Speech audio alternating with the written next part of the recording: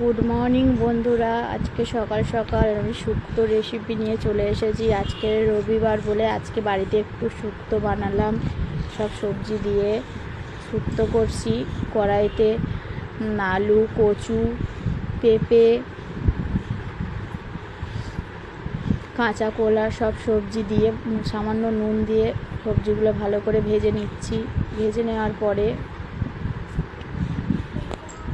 বেগুন ডাঁটাটা ওইটা লাস্টে দিলাম, দিয়ে ভেজে নিলাম।